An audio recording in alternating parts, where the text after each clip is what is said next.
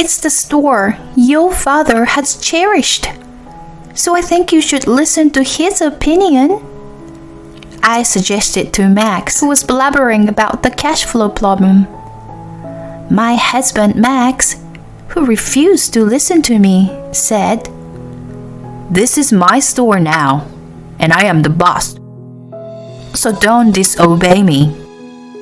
The second-generation president with no experience and an arrogant attitude will be punished very soon. I am Carrie, a 32-year-old housewife. My husband Max is 6 years older than me, and we've been married for 3 years now. We have no children. Max works for my father-in-law's fresh seafood store. The store located in a shopping arcade for a long time, and it used to be a lively street when Max was little. But now, the vibrantness has gone with shutters down, even during the daytime. Since a commercial facility was opened nearby, it has become difficult to run the store. Even on holidays, when the parking lot of the commercial facility is full, it is rare to see more than a few people walking along this arcade.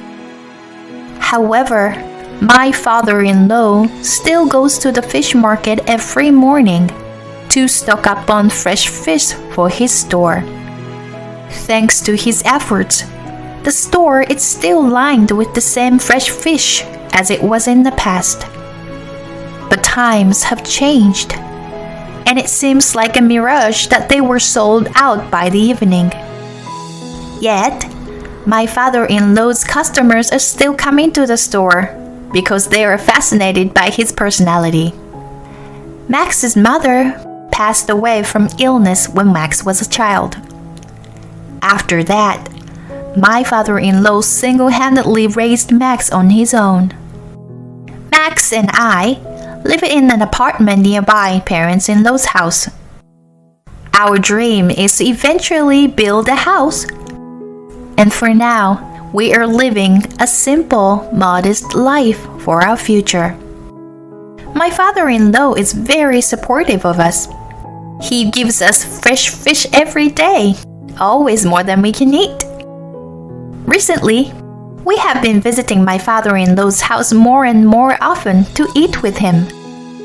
The more time I spend with my father-in-law, the more I love his kindness and humanity. My father-in-law loves to drink. He drinks with Max and happily talks about the old days. Although it was the same story every time, I loved that scene so much that I wanted to watch it for the rest of my life.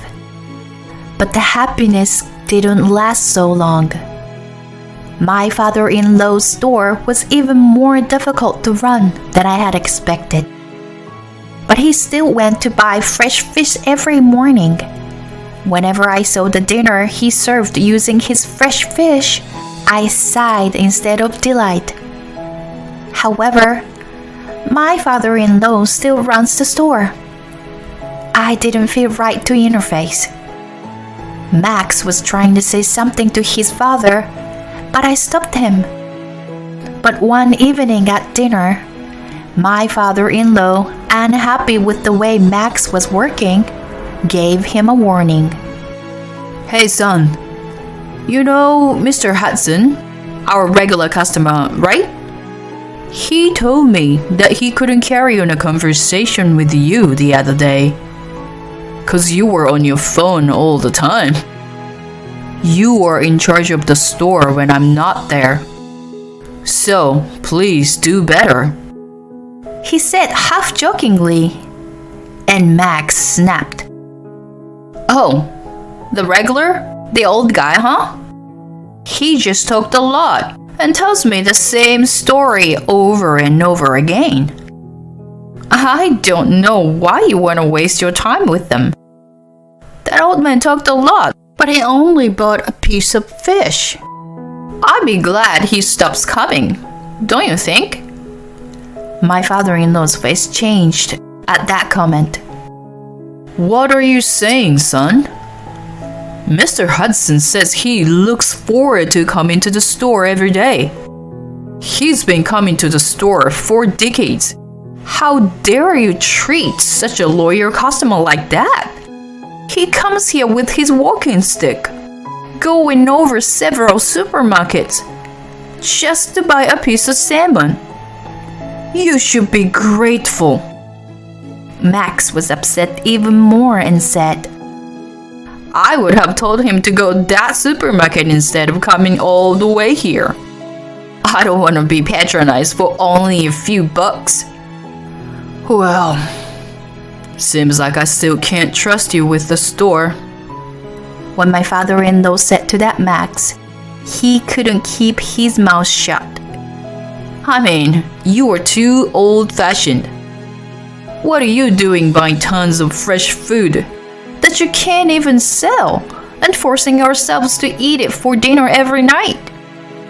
You know, the store isn't making profit, right? If that's the case, there should be a better planning, like stocking up more canned or frozen fish that lasts longer. What are you doing, struggling yourself by thinking about others? To be honest, I was thinking Max had a point, but my father-in-law was determined. That's no good. It's going to shake the relationship we've built with our customers. They trust me. They come to the store because they trust me. If I did such a thing, I would destroy what we have built up over the years. I want to sell the freshest fish at the best price to the customers who come to my store. Look, if you don't want to run the store, I don't care. I'm not gonna change my mind.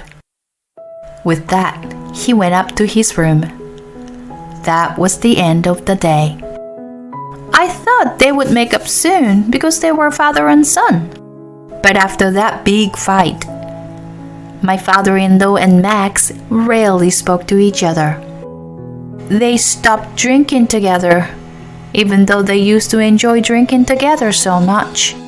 They also stopped talking at dinner, and gradually we didn't get to eat together. It was during these days that my father-in-law became ill. He had always loved to drink, so his liver was weakened, and he was unable to come to the store for more and more days. Whenever his father can't, Max would go to the market to stock up. The main attraction of the store, it's supposed to be fresh fish, but most of what Max got was canned or frozen fish. Max is trying to do his own way. My father-in-law was ill himself, and he no longer said anything. The regulars who came to talk to my father-in-law every day made a U-turn and left when they saw that he wasn't there.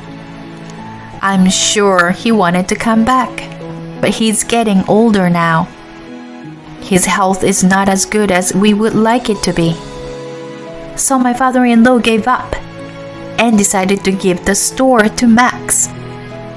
Max was very motivated, and I thought that was a good thing.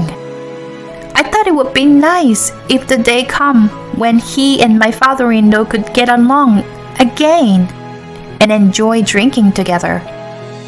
Let's try something new for a while, Max said to me. Once the store is back on its feet, I'm hoping we can stock fresh fish again and make it like my dad's store. But I'm the boss now, and Carrie, you are the boss's wife. I sympathize with him, and even if it's difficult right now, I think it would be wonderful if we could someday have a store with fresh fish like my father-in-law's store. So I continued to help with accounting and paperwork for the store. When he first took over the store, Max made flyers and stuff. But things didn't go very well. I guess he didn't enjoy it because the result didn't come along quickly. Eventually, Max stopped going to the market. The next thing I knew, the store was filled with canned and frozen food, not a single fresh fish. However, this didn't mean that we didn't make a profit. We have also opened an online store and slowly increasing the number of new customers. See? I told you we can increase our sales with my help. Dad really should have left the store to me earlier, he said. I couldn't say anything about it because sales were actually going up. My father-in-law, who had complained at first, didn't say anything anymore. Contrary to my expectations, the rift between father and son has only deepened. Lately, I haven't seen them even exchanging a word. Finally, Max took advantage of this and started going out of town for business trips. And Max wanted me to expense whatever money he spent there. He brought a lot of receipts, taking advantage of the fact that I was the accountant. I didn't accuse him of most of it, but there were more and more things that I couldn't help but notice. I told Max that such misconduct would not be tolerated and that we would be in a big trouble later. But Max, as expected, would not listen to me. As we were talking, he told me that he was going to LA tomorrow for a business trip. He also handed me a receipt for reserved plane tickets for 2 people this time. Who are you going with? I said. Huh? Chill out. He's just a consultant. Someone you don't know. Anyway, I'm going to bed now. I have an early day tomorrow, and I'm tired. He wouldn't listen to me at all. I cried in frustration that night. The next day, I couldn't keep quiet. So I talked to my father-in-law about it. I'm sorry you were having such a hard time, Carrie, he said. He asked me to have dinner with him for the first time in a while. Then I went to my parents-in-law's house and talked to him about what happened yesterday. My father-in-law is a very sincere man. As we talked, I gradually opened up to him and told him that I was suspicious of Max's recent behavior. Then my father-in-law opened his mouth even though he was a little hesitant. The truth was, Carrie, Max has not been in the store these days. He told me not to tell you, so I kept quiet. I was surprised because Max always coming home saying he was tired. And my suspicions became more and more certain that Max was having an affair. Everything made sense. Too many business trips, receipts, and this time a business trip to LA. And he even took $3,000 of store money without permission. I had no choice but to investigate thoroughly. When I told my father-in-law everything, I felt much better. And I was ready to fight. My father-in-law said he would help me, and I was grateful for him. Then Max came back. He said the trip was to receive a consultation, but it didn't look like he learned a single thing. He gave out a lot of receipt to me like it was nothing. No, you can't expense them. You'll get into a lot of trouble if you keep doing this. When I said that to him, Max expressed his anger. What? Who do you think you were talking to? I'm the man. So shut your mouth. You just listen to me and do what I say. I snapped. No way. How can you talk to me like that after all the support I gave you? Do you even have any idea of our recent sales? We don't get enough orders from the online store anymore, as if it's already closed. Even when we open the store, all that comes in is air. If you don't work, there's no income. You know that, right? Everything I have been holding back until now has come out. Then Max became furious. Shut up! I'm divorcing you anyway. I've written the divorce papers right here. You are the reason the business don't go well. As he handed me the divorce papers, already filled out, he was even cursing me. I was so frustrated that I called my father-in-law right away, and he came to see me. He was at the store that day, and I was worried about his condition. I am sorry. How was the store today? You feel okay? I said to him. No worries. No one comes to the store anyway. He laughed and said it was no big deal. Just talked to him a few words, and I began to cry. I'm sorry. I couldn't do anything for you, Gary. You've been through a lot. My father-in-law said. Please, call this number and this person will help you, okay? He gave me a business card. It was a lawyer's name. My father-in-law continues. I'm sorry, Carrie, but the store is over. Or rather, has been over for a long time. It was over when it was not a fresh fish store anymore. Carrie, I think you should leave, my son. You don't have to go through this nonsense anymore. I agreed with my father-in-law. I always felt guilty because I felt like I was a part of a fraud. To tell you the truth, it's a relief that I can get away from that. I'm going to sign and submit these divorce papers. You were always there for me, and I'm gonna miss you so much. Well, maybe it's gonna be better. We can get together as friends from now on, you know? He smiled at me and said so. Soon after, I called the lawyer. I gave him my father-in-law's name. He immediately said yes and started listening to me. It was a quick conversation. Let's go to the lawyer's office together with the deed of the land. My father-in-law said. This guy is one of our regulars and a good friend of mine. My own son can't run a business anymore.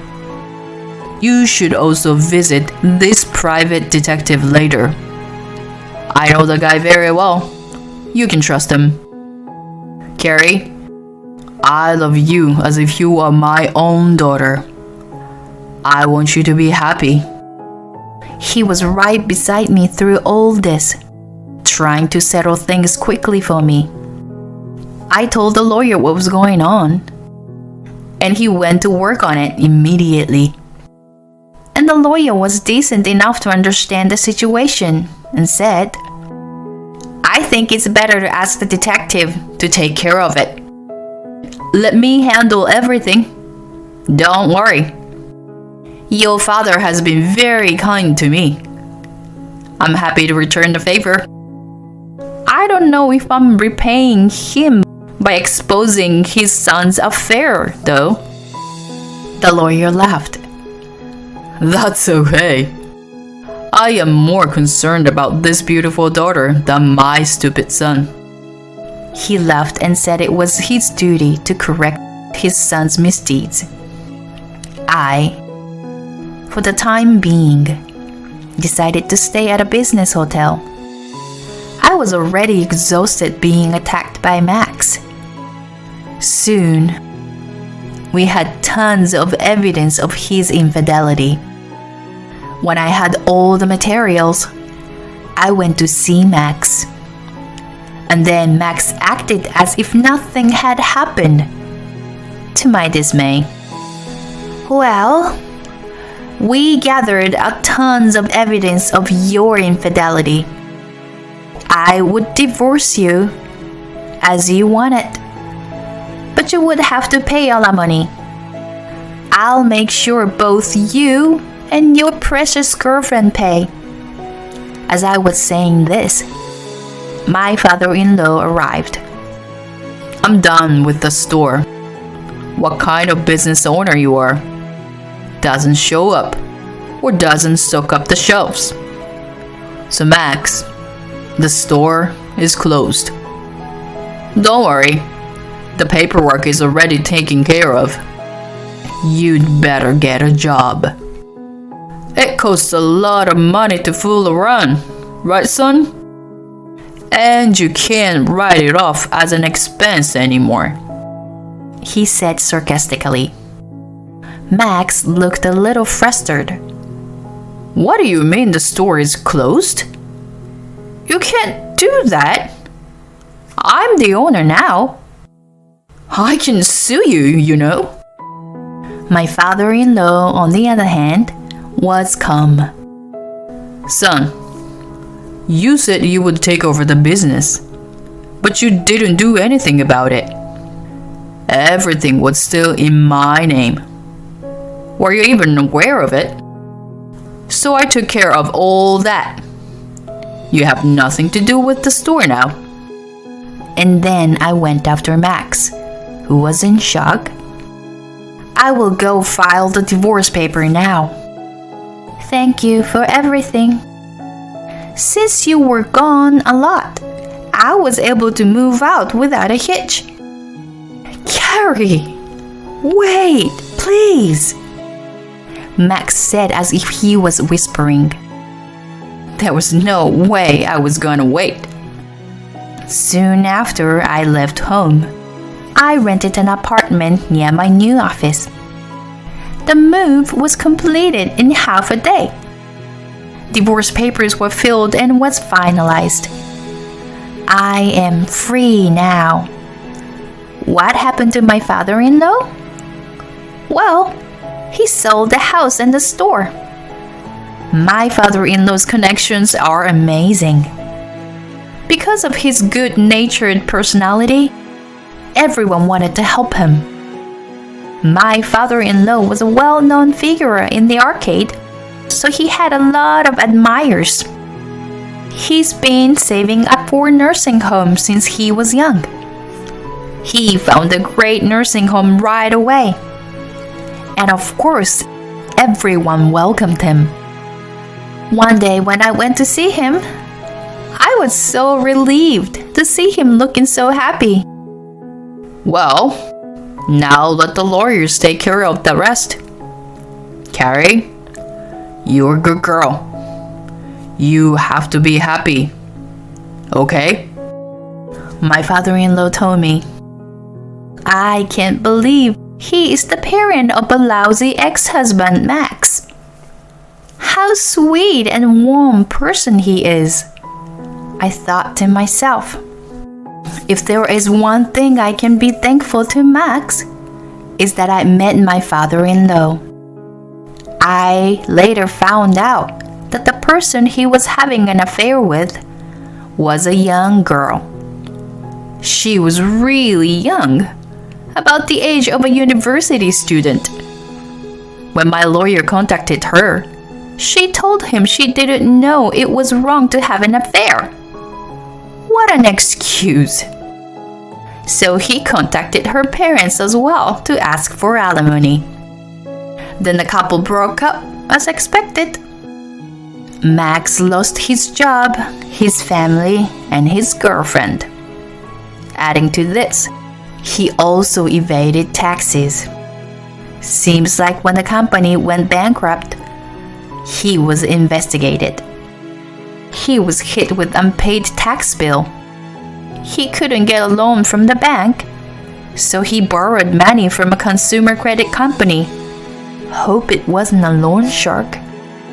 Max is currently working part-time at a late-night gas station and construction site.